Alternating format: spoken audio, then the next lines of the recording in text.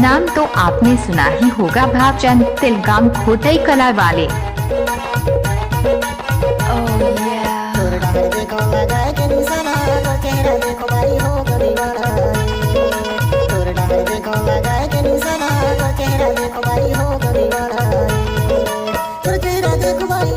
एक बार मोर सब नाच के तो दे। आज दिखा दे मंडो का जाता कम नहीं हो।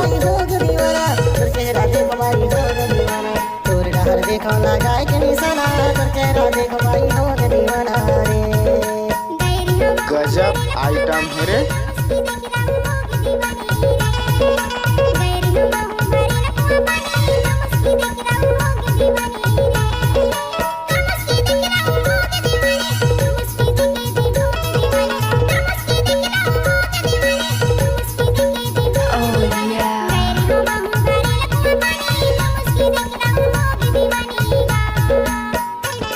भावचंद तिलगाम का मिक्स किया हुआ गाना।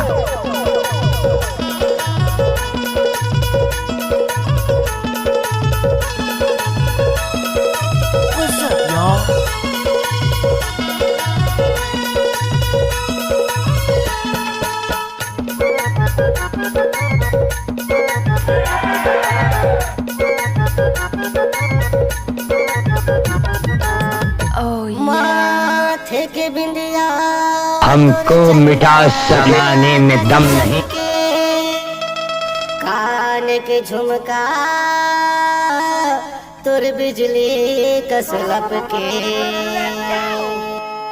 तुर बेनी झूले नागिन कसले राना तुर चेहरा देख भाई हो गदीवाना तुर बेनी झूले नागिन कसले राना तुर चेहरा देख भाई हो गदीवाना गाड़ी भर मत दे बे भाई। तुर चेहरा देख भाई हो गदीवाना तुर डाहर देखो लगा के निशाना तुर चेहरा देख भाई हो गदीवाना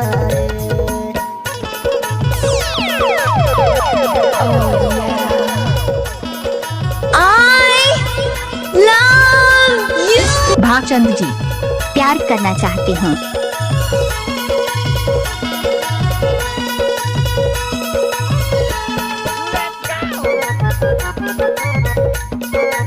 मिक्स बाय डीजे भावचंद तिलगाम खोटई कला वाले।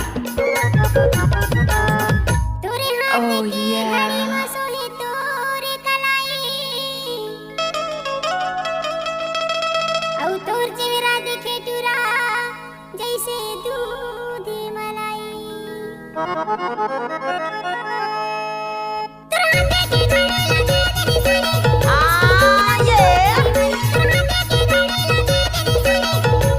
तो बोलो खेल की थे काई नहीं पोर के डौकी हरे।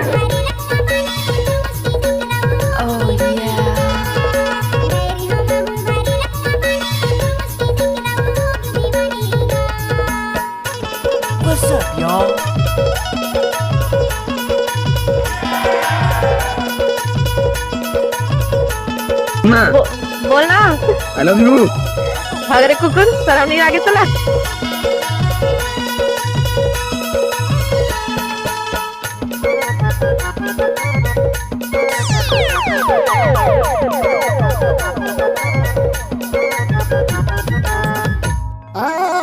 धीरतिया तोरे घर के पछुआरे का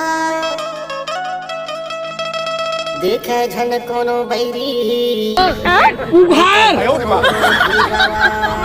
व्हाट इज उघार।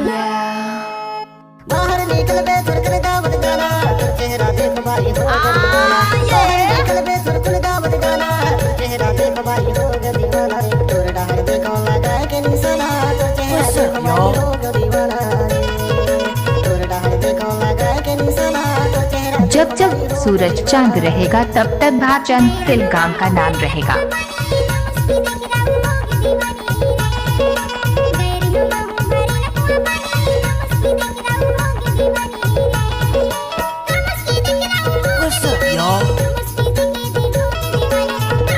गजब आइटम है रे।